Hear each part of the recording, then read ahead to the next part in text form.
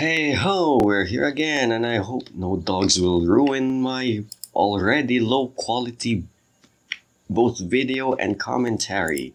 And so we're now dealing with a naval battle. And what do we have here? We have a south team and a north team. But if you know me, I prefer the east and west setup. If you do not like it, well, just leave in the comments. Maybe I'll try to adjust myself, because this is just my preference when I try to watch some videos, and so you will be watching with me who just likes it that way. So naval battles, let's just introduce ourselves to the players. We have BB playing the Orange Macedonians, teamed up with Sky Blue Briton, the Kaiser 92, rated 1201, and the Black Gauls Vercingetorix. Well, that's the first time I've seen him play his own faction at last. And we have the Roman faction, a purple Roman faction, Finch. And now with our Western team, well, dueling with the Punic War, I see, is Alexis, playing as Carthage, the blue Carthaginian, who is going to be teaming up against, well, we have the Macedonian player here, Hannibal Bark. Well, kind of awkward there, man. You borrowed the Macedonians for your faction. And the Green Iberians, Blue Diamonds. Blue Diamonds, and another Britons, the yellow one, Arcadius.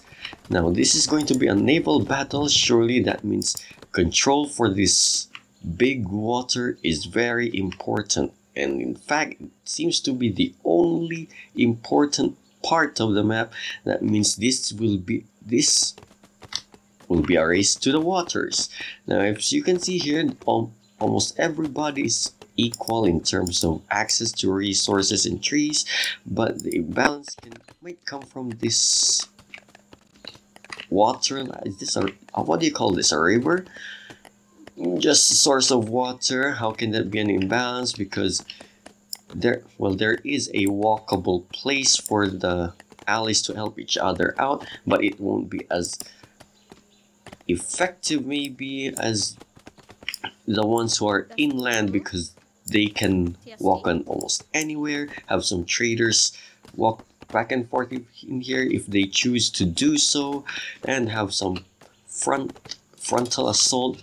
They're just better ready to help each other out, and not this one with only little choke point, basically. So if our Western team decide to cut off some people from helping the other player out, this will be a choke point.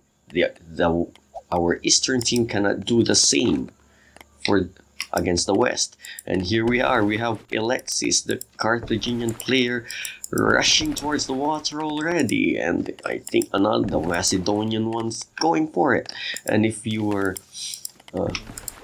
you know your history, Carthage was the naval power, and we have Rome copying that naval strength. Yeah, they did that first or second Punic War. And that became the downfall of Carthage, actually. Well, not only did Rome copy the naval design, copying their ship by design. Well, let's just say, although it's not, well, the trireme is commonly the strongest ship by definition. It's only accessible in the town phase, so that means it's a race both in the water and the town phase to get up your military running. Because if you plan on building up a military in the ground and trying to rush your army to the enemy, you're still gonna need boats, especially even the light warships. That is if you want to. And yeah, so if you're asking, I'm very unfamiliar with the naval battles because even the developers acknowledge that this is one of the most emptiest mechanics in the game so far. And also the AI doesn't play naval wars so well. That's why I haven't been playing naval maps, because I am an anti-AI player and I have no internet connection is very slow. I rarely have fellow peers. I'm a very lonely boy, and so that's it. But what's going to be interesting here is that what makes naval warfare interesting is actually the Iberians. So it's actually very good for our Western team to have an Iberian player, because I think they're the only faction that have their fire ship. So if you know AOE2, Age of Kingdoms, or Age of Empires 2 HD, whatever that version is, they have their demolition ship that explode on contact or explode at will if you want to. But there's something similar in 0 AD, and that is the fire ship. Although they technically trickle down their health, and let's just assume that this is a fire ship.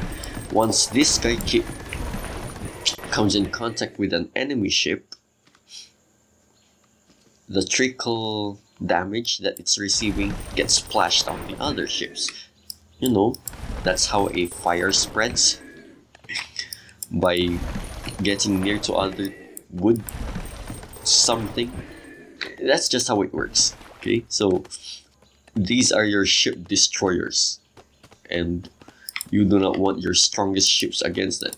And Rome have the, along with Carthage, have the Queen 5 rowers, 5 layers of rowers. And if you're wondering, also 0 AD ships do not function as the way history does it, because historical battles, ancient warships, your ships are practically your, what do you call them, battering rams, or something that you just ram the other ship with. You can see with the design itself, because in the game they're designed to shoot arrows, although they're not actually effective historically. These guys are just, yeah, that spike in the front, that's what you're supposed to hit the other ship.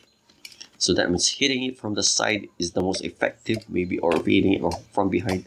A classic dogfight in aerial battles, that as long as you get to ram your head towards the enemy's side especially, he will lose. And not to mention, I think this is Rome and Carthage trying to contest the sea. So let's just say this is, it functions like your cannon warfare or something. Yeah, history also doesn't say that, or history says that shooting arrows is the most ineffective way of doing naval combats, because wind, you know the wind, and you know how lame arrows actually do, especially against wood. So, but for the sake of classic RTS, this is the spirit of it. And I don't know why, but every ship seems to be so much similar to each other. And oh, even the Macedonians got their triremes already set against farmers, and our western team, sorry about that, aren't ready to address this, except for Carthage, who has rushed himself to get his first trireme, but by the time he already got his first, Rome already has 2, so that means, well, at least he's contesting. But what about his allies, who, you need this. The Iberians need to take up to town pace as quickly as possible so that he can get his, yeah, if you notice, I'm actually focusing on the naval warfare, because control of the water is the only real important thing here, because you cannot, if you want troops to send to the other side, you will need boats. So that means you will need one ship in here at the shore, get your military there, and then cross this Atlantic, so whoever controls the water basically controls the game. So here we are seeing Carthage and Rome doing their classic Punic hatred against each other. And I think there is a correct me if I'm wrong, but I think Rome redesigned their ships to have that plank and spike at the front. That's what they used against Carthage, at least, to spike a plank and then do a little bit of turn the sea warfare into a land warfare type of thing, where you can trap your enemy ships from prevent him from moving, and then, you know, a bridge type of setup. So that, yeah, ship design, I think, well, at least you can see their difference. Carthage has this, although Rome has a very uniform, I think that's an SPQR logo, yeah. While Carthage, let's just see here, see that there's a form of diversity in there. And I think even, well, we have Vercingetorix and his plain looking boat. From my country, this boat looks plain to me. And even though Macedon is getting, Carthage is getting bullied. Well, he's yeah, he's preventing even, yeah, Carthage's allies are being denied of the naval power that each team needs, and the one who has established his navy is getting trampled, getting ganged up and then left alone, and they're keeping watch. Yeah, see? They're basically keeping watch of everybody. But so it's at least we still have some people trying to get their navy up, get their boats up so that they can move some troops into. And here we are. We have, yeah. Well, here's a mechanic. The more soldiers garrisoned, the more powerful the arrows are going to be. And so that means Macedonians is somewhat at a disadvantage, and yeah, he got routed. I think he's going to go. He fell, and look at it just went inside there, even though the water is shallow enough for you. Game mechanics. You can see that game mechanics. Well, the water looks nice. Looks very nice.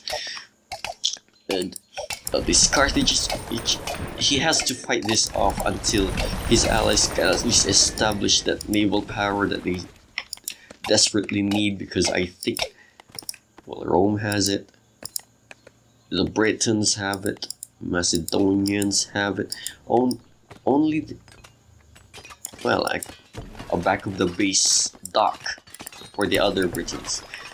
So that means they all have established their naval power. So maybe there's some imbalance here, although I kind of don't feel that they should be able to pass the shallow waters. If it's a fishing boat, I can understand, because fishing boats, they're light enough to cross over shallow waters. But when you're talking about this, maybe possible. But when it comes to this, or especially the bigger boats, beginning to doubt you. And of course, you can see by the design that they are built for momentum and crash.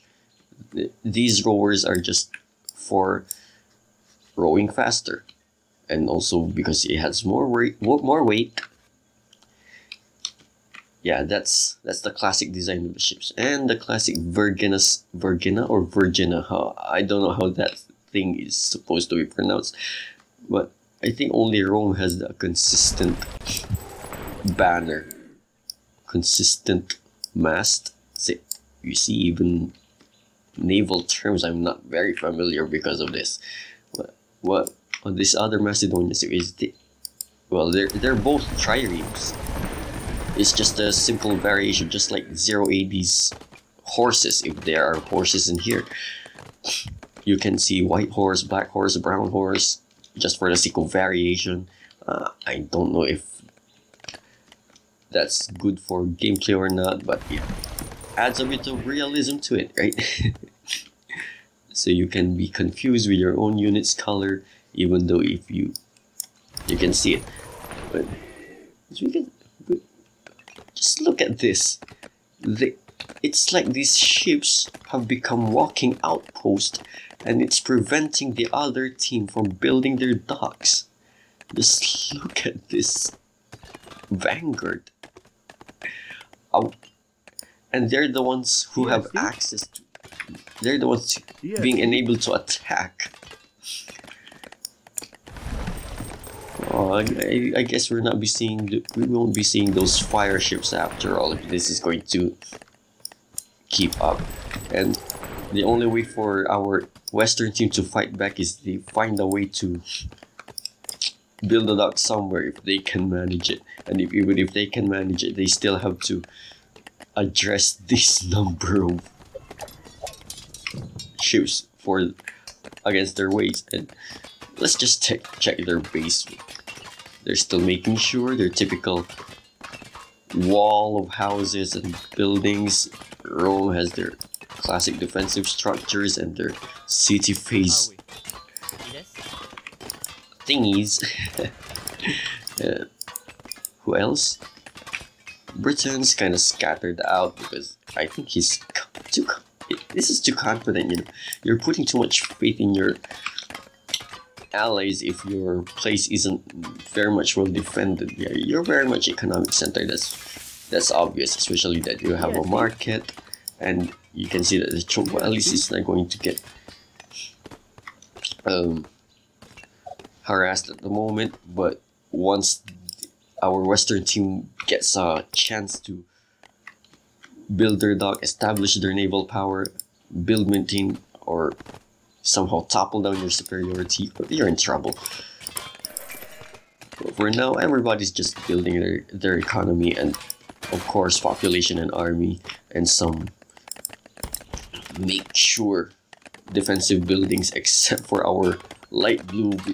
Well, he's building a tower now, but it's not even a fortress.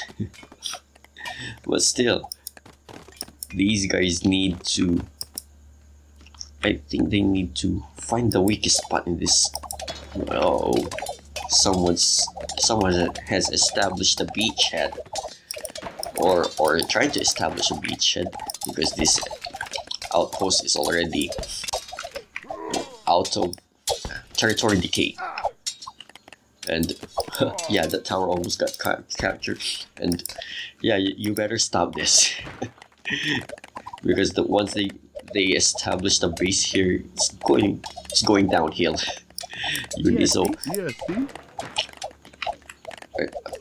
Yeah, it seems to be this is going down. This is obviously going. No. Is it enough, Mr. No, this is not Sparta. You have your foot companions here. Yeah, get out. You better get out.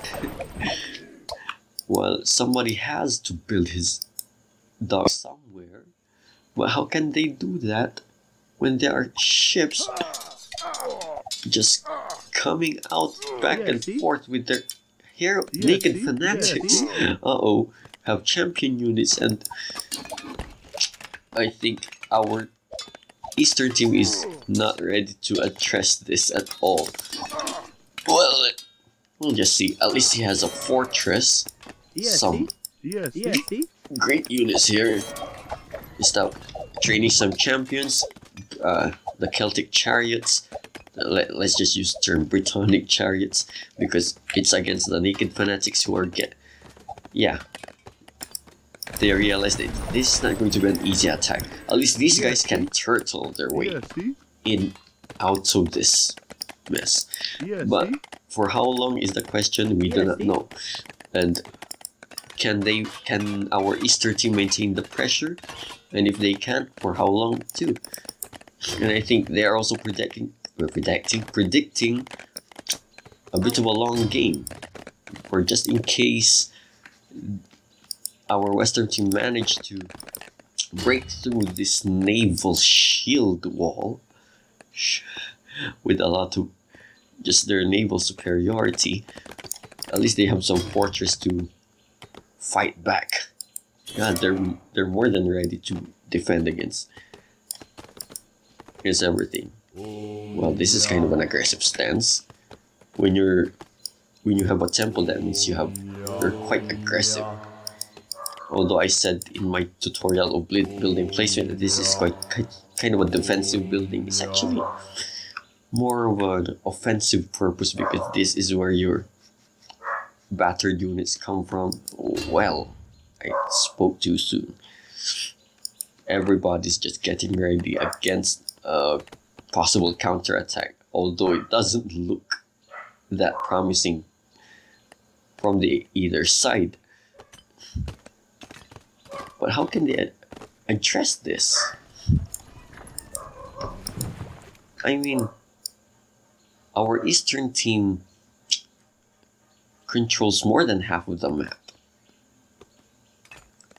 Everything behind those ships are free, basically free of resource. We have, come on, there's some food here. Yeah, a lot of tuna. Yeah, I think it's the only thing. Don't tunas live even in the deep parts of the ocean or sea, and not from the near parts? Well, you might see that. At least these guys are still fending off their base and not letting the enemy reach out to their space to create land. They need to maybe take over this area, build a fortress here, maybe just give them no space to build a civic center, because that will be a real downfall. And the Iberians, we need to see those fire ships at least, because this team do not have that. None of them do. See these? They're just plain. The boring arrow shooting ships are only present with these factions, and the only exciting naval power I want to see is the Iberian fire ships, because if he can actually build one, maybe he can wreak havoc. He can threaten the naval superiority. So please, Iberian, do this, or at least you need support. Okay, can you do that? Can you do that? You have your resources, you have your... But you seem to be... You're only in town phase. And you need even more bit. Uh-oh, Black. Black has managed to send a raiding party. Yeah, this is Virgin Deathrigs, right? And the raiding cavalry, the champion units, I think they... And the naked fanatics, everybody, every type of units is in here. It's... Here we have the first raiding party present, and the green or red Macedonians aren't ready against this. Just look at this massacre. There's supposed to be a naked fanatic rush, because naked fanatics only cost wood and metal. But it doesn't actually work in naval battles because you still need ships, right? But in this case, the naked fanatics are being assisted, and they did quite a damage against this guy's economy. It's been disrupted, and at the same time, I think a lot of women died too. How many women? I think there's none of them left. Killed them all, and now he's just going back. I think he was happy with the results because, of course, you are trying to make sure if backup does not totally ravage your army. And still with the pressure, he got some battering rams, siege weapons on the way. Of course, you're done with the soldiers. You're done against soldiers. Now you're going to go using your. He's using Vercingetorix. He's using his units properly. Siege weapons for structures, soldiers for your women or unit, infantry against infantry. And Macedonia doesn't have much of our response because he has no swordsman. And where are his swordsmen? He doesn't have any swords units. That means they are weakest against siege weapons. Yeah, they can deal some more sort of damage here, but swords are the most recommended units against siege weapons. On this one here we have the Gallic infantry assisting the Gallic siege units. It's time for them to retreat because this is units against units, or what was I saying? Oh, they realize that everything is going to fail anyway. Well, I'm going to assess the situation here, okay? Naval control established early on. They bullied the player who has got some ships ready, and the ones who built their docks but didn't build any warships, they just choked them out. Never made sure that they won't build again, and once they managed to find the hole, and their hole that they were being waiting for was seen by Vercingetorix. Yeah, see? Against the Red Macedonians, who is Hannibal Barca. Okay, so too bad for you. You had a record of not using your mercenaries correctly. Okay, yeah. When you were in Carthage, you were very respectable, Hannibal Barca. But when you were in the Seleucid Wars, you failed miserably because most probably they already know your style. Yeah, see? I'm talking to a very historical person with that guy. You're not bullying him. It's just that the strategy overall is that once they maintain the naval superiority everywhere, everything just, it was basically over. The only thing they're waiting for is an invasion on one of these people. Although we didn't get to see the fire ships, I think maybe there will be a naval war that has it. And so we'll look at the stats. So Alexis had quite that score, although Arcadius, our Britannic guys, I think their only job was farming. These guys fared high score on the economy side. When it comes to average, only our Iberian player didn't play it well, I guess. And the military score is 14. He did the worst one. So I guess he wasn't able to help in the military side of things. It was on. Well, maybe he's rated 1200 after all. Maybe I play worse than him. Maybe I don't know. Even looking at the ratings, it's like this was an unfair advantage after all. Not only were they bullied by strategy, they were actually bullied by the ratings, and the only strong player. No, it was more or less equal. It was balanced out, only that the strategy won. Okay, so houses built, they managed to build a lot of houses, all of them, and team bonuses. The one who champions that is another DJ Kaiser. Britons have a very they're on record with building so much economy, especially the economic buildings. But when we look at the scores, it's quite even. See that? I'm only looking at the overall. Here, the military, they went superior because they had better more ships, not technically better, and managed to choke everyone out there. And the only people who managed to contest everyone is, just look at that. Yeah.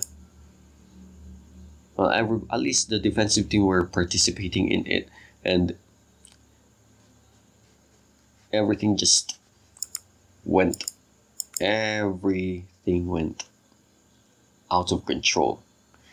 So that's how you, I guess that's how you control the seas on a very pure naval-ish map.